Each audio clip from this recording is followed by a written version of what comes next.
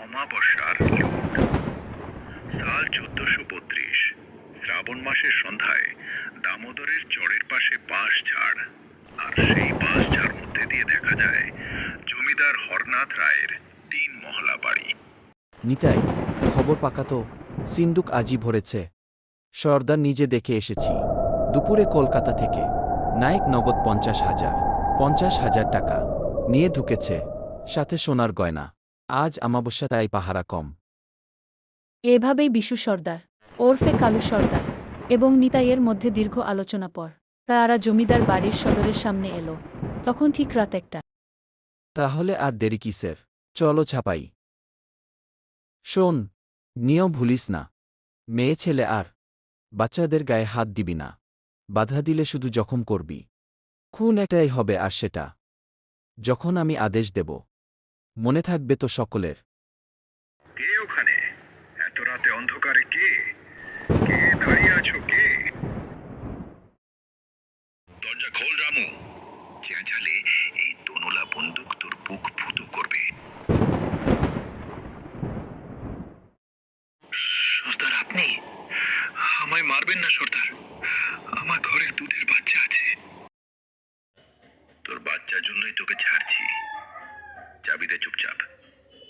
একটা আওয়াজ হলে গোটা বাড়ির শ্মশান বানাবো। এরপর ধীরে ধীরে দরজা খুলে ঘরে ঢুকলো 6 জন ডাকাত। তাদের মুখে কোনো শব্দ তো নেই, পায়ে ন্যাকড়া বাঁধা। দোতলার শয়নঘর জমিদার হরনাথ রায় তখন নিশ্চিন্তে ঘুমাচ্ছে। নিচের চেঁচামেচিতে তিনি ধড়ফড়িয়ে উঠে নিচে নেমে এলেন।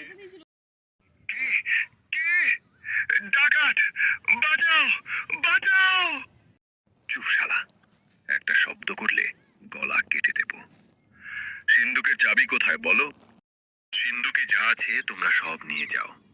আমার প্রাণে মেরো না কালু। আমার ছেলেটা ছোট, গোপালের মাত্র 5 বছর বয়স। এখন তোর ছেলের কথা মনে আছে? গত অমাবস্যায় যখন নবীনের বিধবা মাকে বাইক দিয়ে ভিটে ছাড়া করেছিলিস, তার দুধের বাচ্চা ছিল না, মায়ের সাথে সেও না খেয়ে মরল। আমায় ছেড়ে দাও সর্দার, ক্ষমা করে দাও সর্দার। আমার যা আছে সব তোমরা নিয়ে যাও।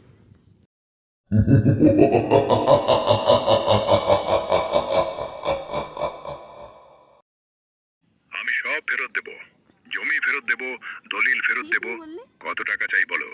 10,000? 20,000? সর্দার, এই দেখো, শুধু নবীনের মা না, গোটা রামপুরের দলিল এখানে। এরপর নিতাই ডাকাত আর জগা ডাকাত দুজন মিলে ধীরে ধীরে জমিদারের দিকে এগিয়ে গেল, আর নিমেষের মধ্যেই সেই নৃশংস দৃশ্য।